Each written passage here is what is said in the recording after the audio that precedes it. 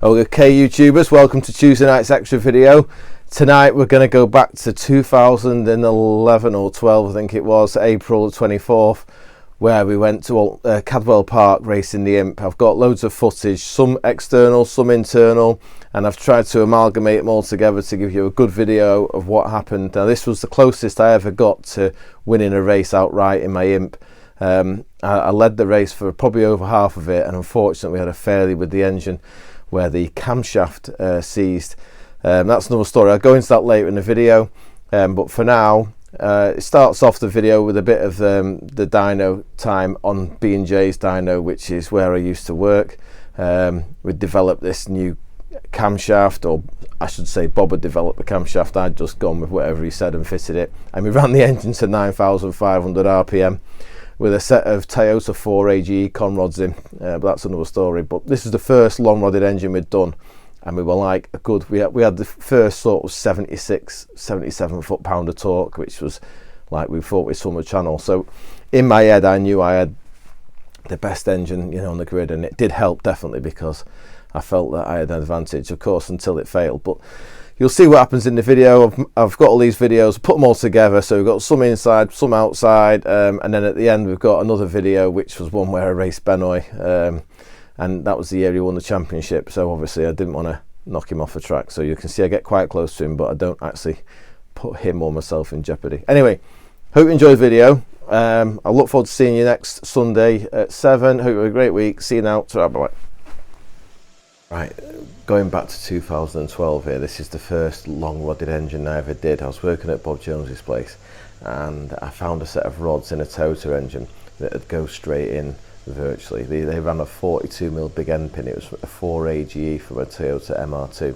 So obviously the Imp is 1 5/8, which is 41.25. So I found a set of 0.75 oversized bearing shells and basically put them in a standard MR2 rod, rebushed the little end, and this was the result. So I built this engine, and as you'll see in a minute, we ran it to 9,500 RPM. Bob insisted so we could see when it ran out of air and how his new camshaft was developing along. So I was a bit nervous, but I was working with a very clever chap called Dave Morris, and he said, don't worry about whether it works or not, because whatever happens you'll get a learn, and that's what's important. So we went ahead and did it, and we had 5 foot-pound over the original engine. We were seeing like 76, 77 foot-pound of torque. So I was absolutely over the moon, ready for Cadwell Park, which you'll see coming up shortly. And I felt like I had an advantage, which was massive psychological bonus for me, because you always perform your best when you think you're in a winning position. So yeah, I was really excited. This is Bob's dyno, his Heenan Froud dyno. It had a proper DATAC control, which you'll see in a second, that did like a step test every 500 RPM all the way to 95.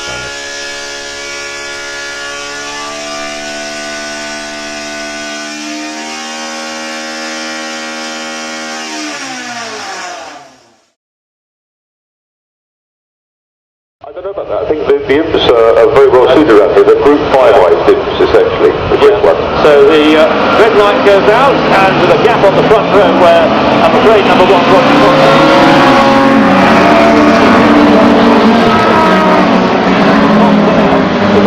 into Charlie's for the first time. It is in the lead then. The car that was on pole position, so number 86 Andy Jones has the... Okay, here I am on the start line, just qualified on pole, so I was really overexcited. My lines were terrible, my gear changes were even worse, but I was there, so I was loving life. Anyway, I'll let you enjoy the video now.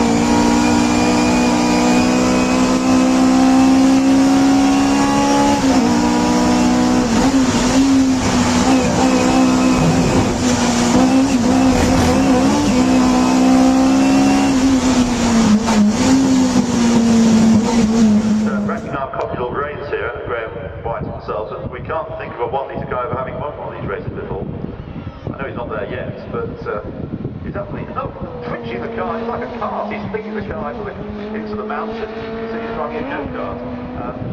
He's just been that all. It's the way he's driving his car. Okay, so you can see I got a really nice start and got away from the gang, and the chap called Jimmy Fuller in the Alfa Romeo behind me was doing a good job of keeping them all back. So I was really pleased with myself, trying to keep it tidy, believe it or not, and I was even starting to conserve the engine a little bit rather than using all the RPM available. So this is the new engine and it's like a rocket, you know. I'm thinking we're gonna clean up here, we're gonna be getting a big trophy. Now, we'd had a problem with the oil pressure on the engine where I drilled all of the oil feeds to the camshaft followers. Normally it just has 3 that are drilled for oil feed and the rest are splash fed. Now I'd modified the cam carrier with a drill so that all of the cam followers got their own personal feed. And what had happened was the engine had no oil pressure on idle because all the oil was going through the cam follower holes and spraying everywhere, because obviously a big duration cam, the cam bucket was down most of the time, so the oil was able to get out all over the place. So we had no oil pressure, so I had this bright idea of putting a restrictor in the head, between the head and the block, which had a 2mm hole in it. So I did this and it was like, wow, I've got the oil pressure back, the oil pressure's great, everything's going to be fantastic now. Now what I hadn't realised was that it wasn't quite enough lubrication for the camshaft. So when I'm going round here, I can tell this, that's a lie, I couldn't tell. The temperature gauge was just creeping up. It's only at 60 degrees at the moment, but it did creep to sort of 65, 70. And I thought, watching the video, that the engine was going off a bit. And what was happening was the camshaft bearing journal, the furthest from the oil feed at the very back of the engine, was getting hot due to lubrication failure, basically.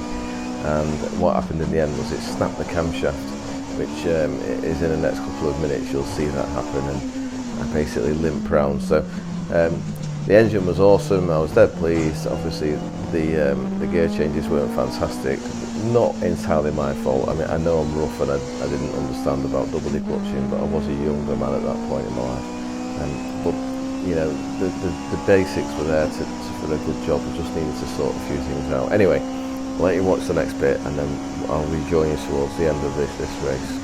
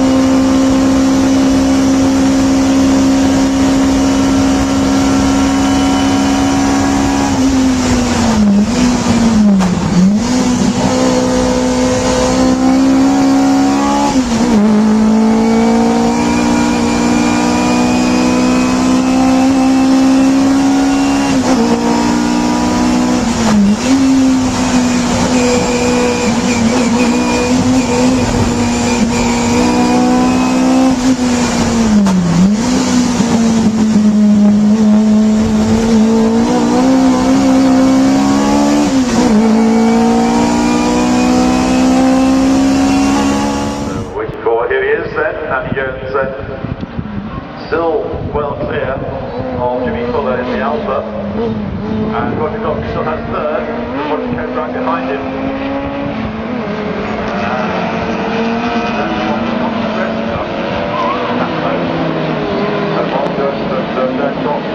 Together in the middle of the pack.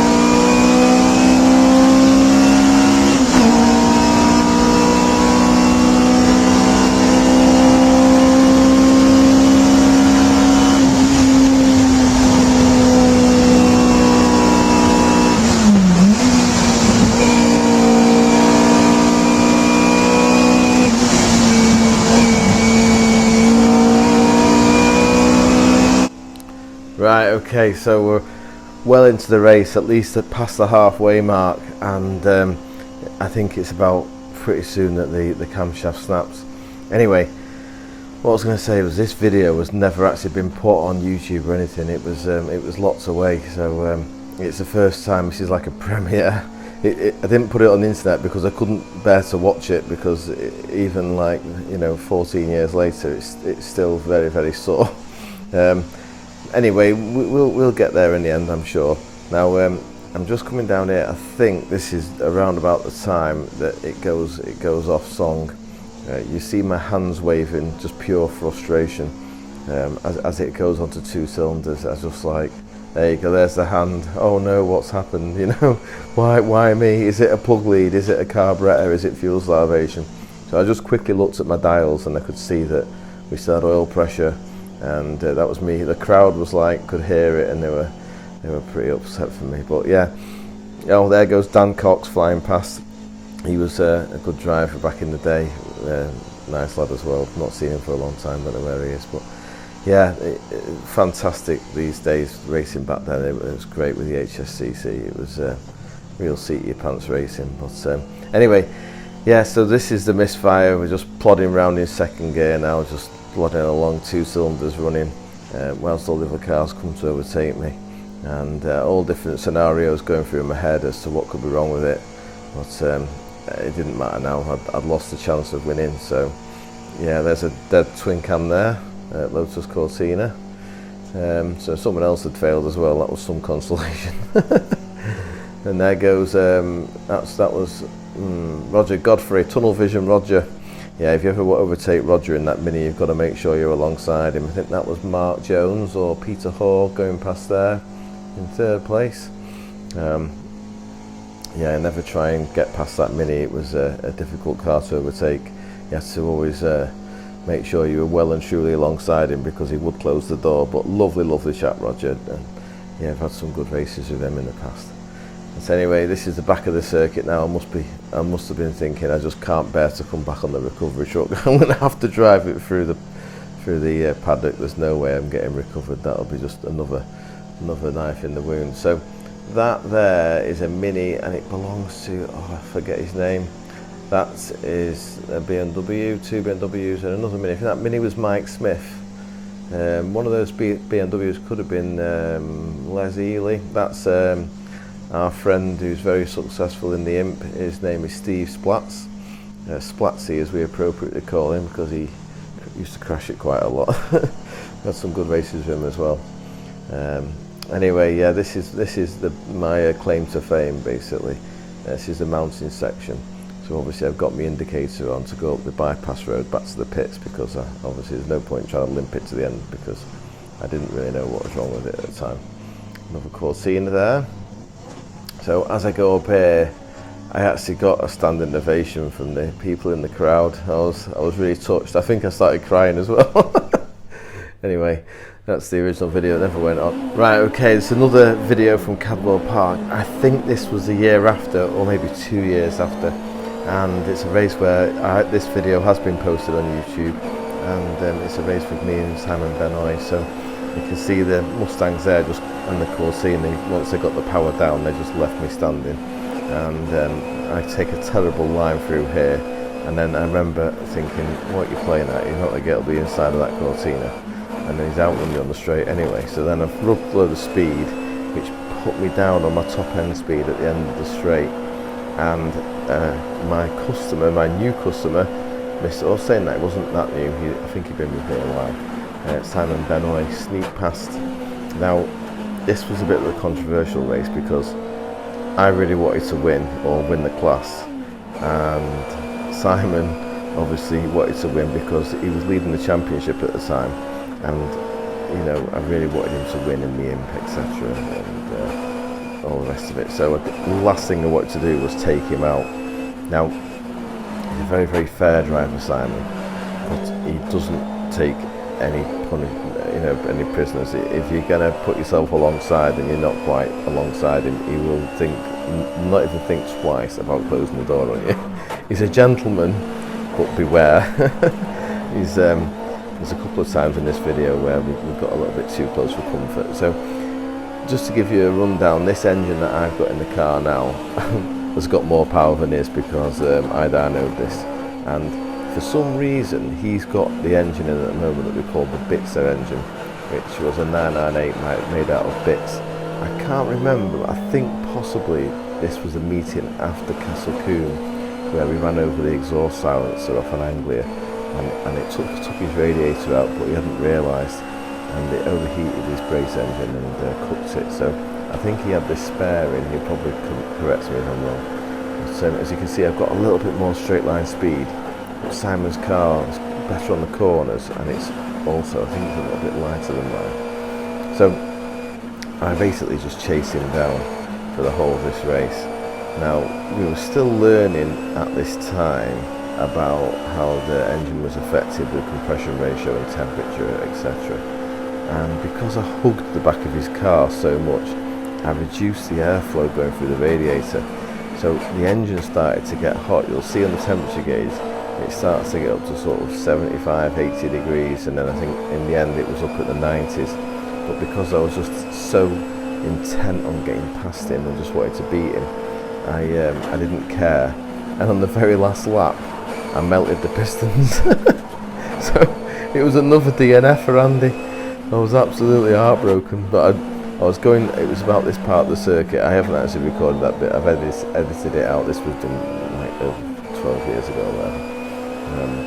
Yeah, I was driving along here, and it just suddenly the car filled up with fumes, because obviously as the piston it melted a hole, and it pushed the bottom of one of the valve cutouts away, so all the compression just went straight into the crankcase and blew the oil out, and then obviously it was like all over the engine bay, and caused a lot of smoke, so I pulled off. Anyway, another learning curve. It's just what you've got to go through, I'm afraid, if you want to get these engines right. But we've done that bit now, hopefully, so we're past all that. So as you can see, I'm all over him, but I just can't find enough speed to get alongside him. I think it's not this, I think it's a lap after when I did actually get up alongside him, and you couldn't really see from the camera angle, but he just came straight across the front of me, so I had to jam on the anchors. But yeah, far too close here, reducing the airflow through the radiator, which was rather silly. Anyway, I'll stop waffling now and let you get on with watching the video, and I look forward to seeing you all on Sunday night at 7. And I'm very sorry that the video wasn't on time tonight. I just had a problem with uploading, and I seem to have completely jammed up my phone with video footage, and I couldn't save it properly, but I've managed to erase some footage now, and we've got this loaded up successfully, hopefully. Okay, bye for now.